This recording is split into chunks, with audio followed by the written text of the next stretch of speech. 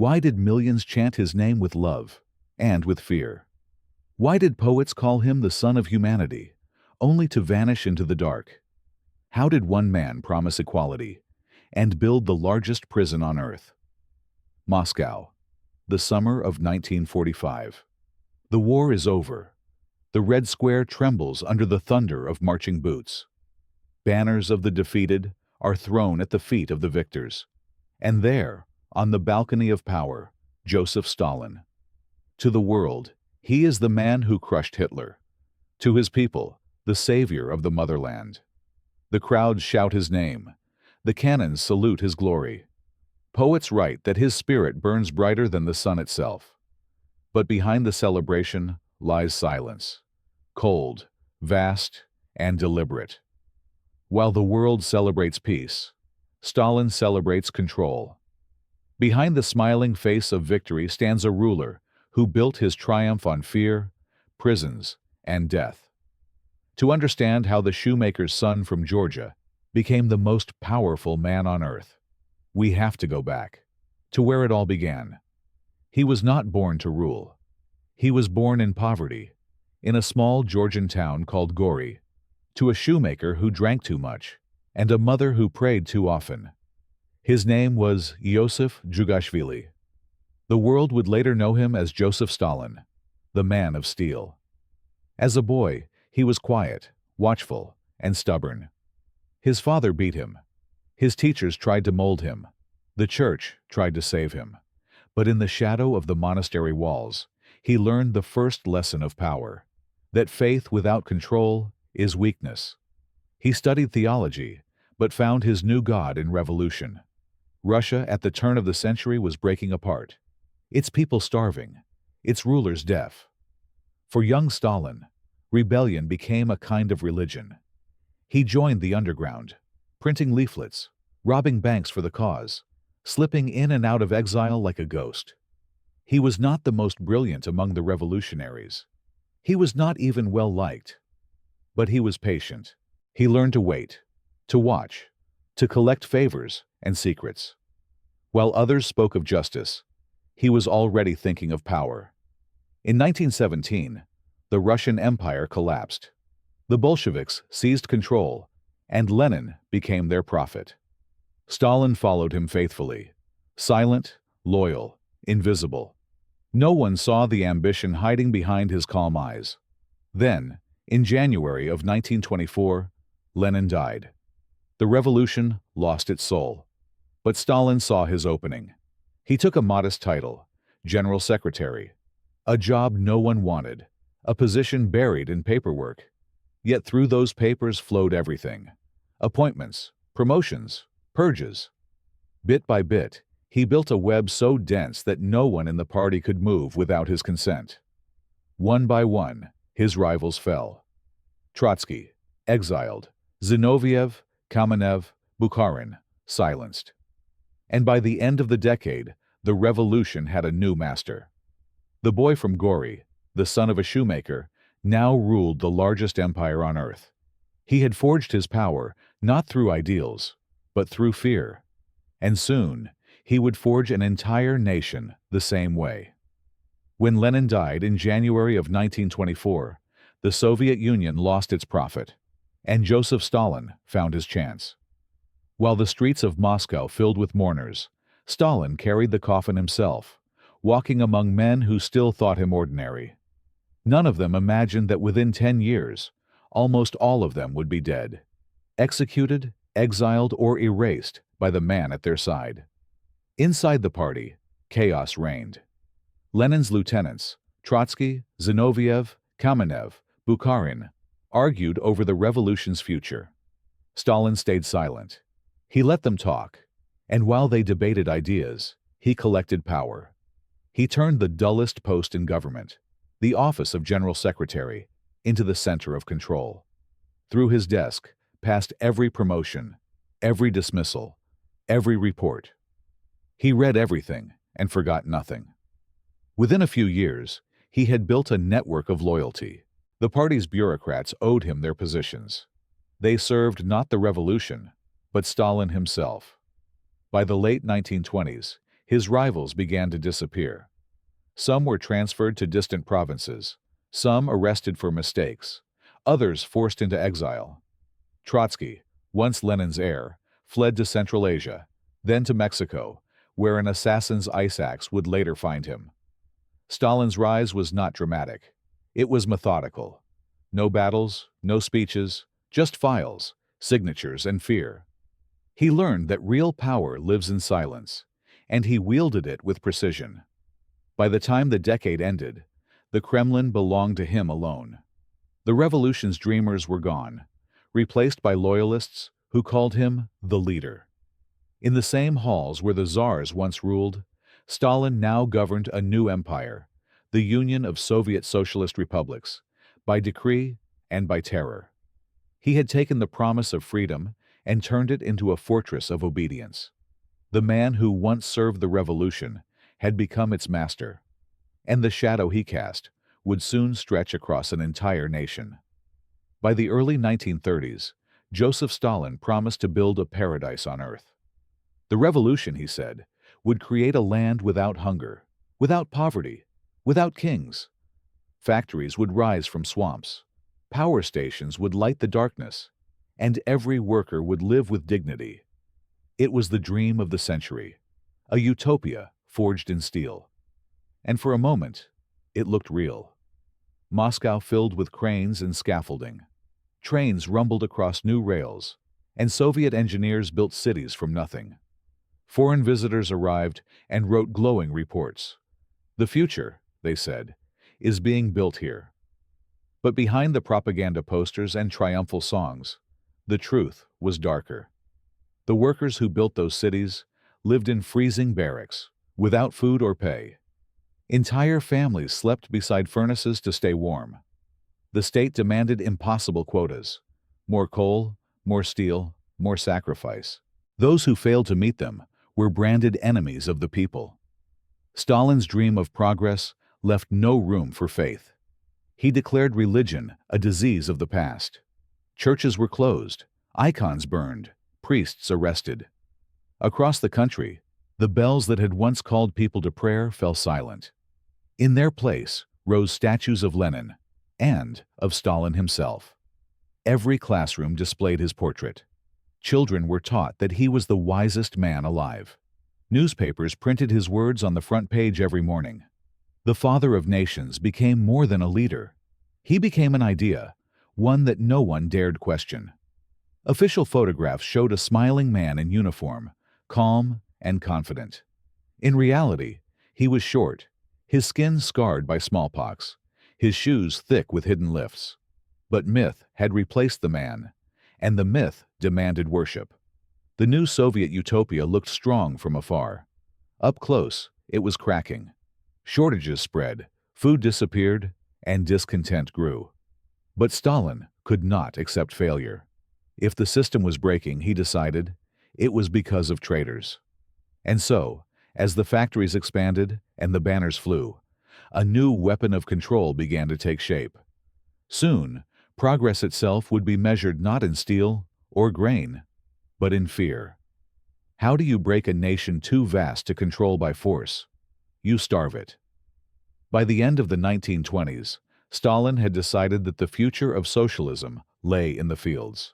The small farms of millions of peasants had to be merged into one great machine, the collective farm. Grain would no longer belong to families. It would belong to the state. At first, the peasants resisted. They hid their crops, slaughtered their animals, and refused to surrender what little they had. But the government sent armed squads to the villages. They took everything: grain, livestock, even seeds for the next harvest. In the barns, soldiers searched beneath the floors. In homes, they tore open walls looking for hidden food. Those who resisted were beaten, deported, or shot. By the winter of 1932, hunger spread across Ukraine, the Volga, and the northern Caucasus. Entire families starved. Villages emptied. Parents buried their children in frozen earth. The famine had a name: Holodomor, the death by hunger. It was no accident. Stalin knew exactly what was happening.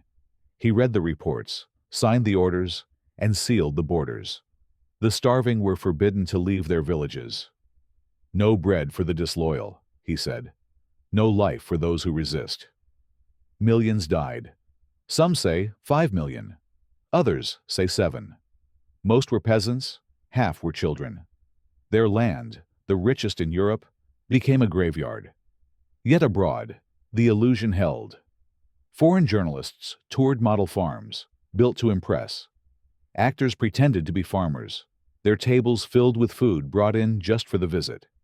One French politician, after his guided trip, called Ukraine a blooming garden. Propaganda covered the truth with color and song. Posters showed strong workers smiling under golden skies. Radio broadcasts celebrated record harvests that never existed. And Stalin smiled too, because the silence of the dead was the sound of victory. The famine broke the countryside. Those who survived learned a single lesson: obedience meant survival. Stalin had discovered a new kind of weapon, one more powerful than bullets. He could rule not only through fear, but through hunger itself. By the middle of the 1930s, the Soviet Union seemed unstoppable. The famine had ended, factories thundered, and the cities grew taller every year. But Stalin's success only deepened his fear. The more power he held, the more he imagined plots against him. His paranoia became policy. At first, it began quietly.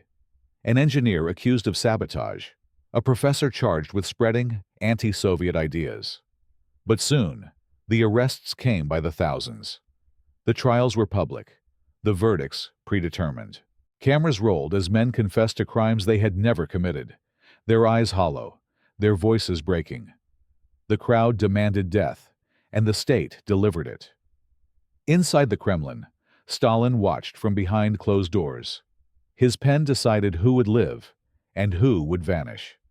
Entire generations of revolutionaries, the men who had built the Soviet Union, were now enemies of the people. Trotsky, the exiled prophet of the revolution, was hunted down abroad.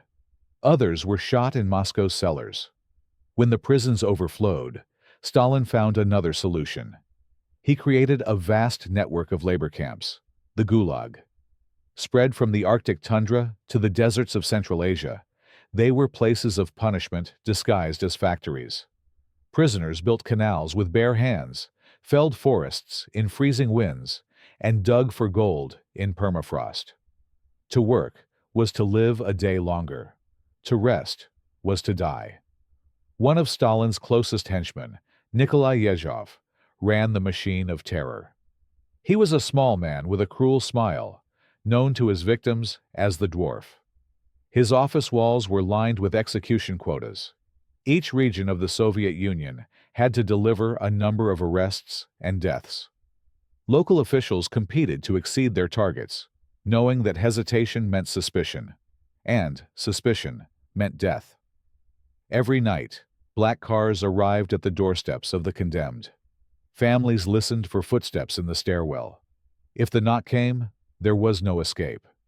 Mothers kissed their children goodbye, hoping at least one would survive to remember them. In those years, even the executioners became victims. Yezhov himself was later accused of treason, tortured, executed, and erased from photographs. His name was removed from history books as if he had never existed. By 1938, Stalin's purge was complete. The old revolution had been buried with its founders. What remained was a new order, built not on belief, but on fear. Every whisper, every silence, every glance carried the weight of suspicion. The Great Terror had done its work. The Soviet Union no longer had citizens. It had survivors. But outside Stalin's borders, another power was rising, one that would soon test his rule in ways even he could not control. When war returned to Europe, Stalin believed he was safe. He had made a deal with the devil himself, a pact with Adolf Hitler, signed in August of 1939. It was meant to buy time. But time, in Stalin's world, always ran out. At dawn, on June 22, 1941, That illusion shattered. 3 million German soldiers poured across the Soviet border in Operation Barbarossa, the largest invasion in human history. Within weeks, the Red Army collapsed under the assault. Entire divisions surrendered. Hundreds of thousands of men marched into captivity. Cities burned. Villages vanished. For days, Stalin refused to believe it. He locked himself inside his Kremlin office, silent and stunned. When he finally spoke on the radio, his voice was flat, exhausted. "Comrades," he said, "our cause is just. The enemy will be defeated." But the words sounded like prayer, not command. The Germans pushed deeper, capturing Minsk, Smolensk, Kiev. Stalin blamed his generals, ordering executions and arrests. He issued a new law. Any soldier who retreated would be shot. Behind every Soviet army stood another army, one that aimed its rifles at its own men. By October, the Germans were at the gates of Moscow. The capital was in panic. People packed their lives into carts, ready to flee east. Stalin's advisors begged him to evacuate. He refused. He would not abandon the city, or the myth of his control. On November 7th, amid snow and fear, he staged a parade in Red Square to mark the anniversary of the revolution. Soldiers marched past the Kremlin, straight to the front lines. Their faces were young, their uniforms thin, but their courage changed the war. That winter, the Red Army stopped the Germans outside Moscow. For the first time, Hitler's war machine faltered. Stalin's terror had created discipline. His paranoia had built an army that obeyed without question. But the price was only beginning to show. In the city of Stalingrad, his city, Hitler sought revenge. The battle that followed became the bloodiest in history. From the summer of 1942 to the winter of 1943, German and Soviet forces fought house to house, street to street. The city was reduced to ashes. Civilians starved, froze, and died in basements turned to graves. Then came Stalin's counterattack. His general, Georgy Zhukov, encircled the enemy, trapping 300,000 German soldiers in the ruins. Cut off from food and supplies, they surrendered in February of 1943. For the first time, the invincible Nazi army had been defeated, and Stalin, the man once feared as a tyrant, was now hailed as the savior of Europe. 2 years later, the Red Army stormed Berlin. Soviet banners rose above the Reichstag, and the guns fell silent. On May 9, 1945, Stalin stood triumphant. His empire stretched from the Baltic to the Pacific. But as fireworks lit the Moscow sky, he felt no joy, only certainty. Everything he had done, the purges, the famines, the fear, had led to this. To him, victory proved not the strength of his people, but the power of his rule. The world saw liberation. Stalin saw justification. And in that moment of triumph, the man who had destroyed half his nation began to believe he was infallible. Victory had made him untouchable. In the summer of 1945, Stalin stood at the peak of his power. The Red Army had taken Berlin. Half of Europe lay under Soviet control. At the Potsdam Conference, he sat beside Churchill and Truman as an equal, his silence more commanding than any speech.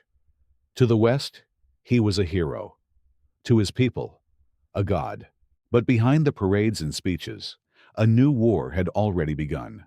A war without tanks or guns, fought in whispers and fear. Stalin's empire stretched from the Baltic to the Black Sea, and every inch of it was watched, listened to, controlled. The liberation of Eastern Europe became occupation. Governments bowed, newspapers repeated Moscow's words, and children learned to sing songs of gratitude to the Father of Nations. At home, the cult of Stalin reached divine proportions. His portrait hung above factory machines, in classrooms, and in kitchens. Poets wrote of his kindness, farmers prayed to his wisdom, and scientists dedicated discoveries to his genius.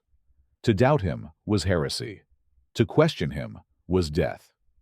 The Gulag camps still filled the frozen north. millions working, starving, dying. Many were soldiers who had survived the German front, but returned home only to be accused of treason. Others were Jews, now labeled cosmopolitans, in Stalin's final purge. Doctors were arrested for plotting against the state. Confessions were extracted with pain and fear. Even his closest comrades whispered less, breathed less, and waited for the next knock at the door. In his private life, Stalin's world collapsed. His son Vasily drank himself into ruin.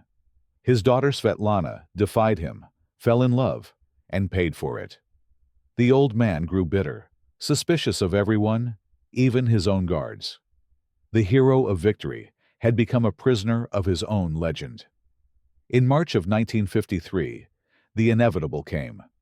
Stalin collapsed in his dacha, paralyzed and speechless. For 2 days, his guards stood outside his door, too afraid to enter without orders. The man who ruled through fear died surrounded by it. When his death was announced, millions wept in the streets. Crowds crushed together to see his body. Some were grieving, others were simply afraid not to. But far to the north, in the camps of Vorkuta and Kolyma, the news spread like sunlight through the dark. Prisoners fell to their knees and whispered, "The man with the mustache is dead." The world mourned a titan. The survivors knew the truth. He had promised paradise and built a prison. He had ruled a nation through silence and left behind an empire still learning how to speak. History rarely forgets its tyrants. It rewrites them, debates them, sometimes even forgives them, but it never truly lets them go. Joseph Stalin was not just a dictator. He was a mirror held up to the century. He showed how fear could be dressed as order, how lies could sound like truth, and how hope could become a weapon. For nearly 3 decades, he ruled a sixth of the planet, turning millions of lives into statistics and millions of deaths into silence. When he died, the world exhaled. But the silence he created did not die with him. It lingered in every cautious word, in every empty chair, in every whisper spoken too softly. His system survived him, rebuilt, rebranded, renamed, but never truly dismantled. Even now, the shadow of Stalin stretches far beyond his time. His portraits may have faded, his statues may have fallen, but the idea of him, the faith in power, the worship of the strong man, remains alive. He promised paradise. He delivered fear. And in that fear, he discovered something eternal, that truth can be buried, but never killed. Because history always remembers the man who tried to silence it.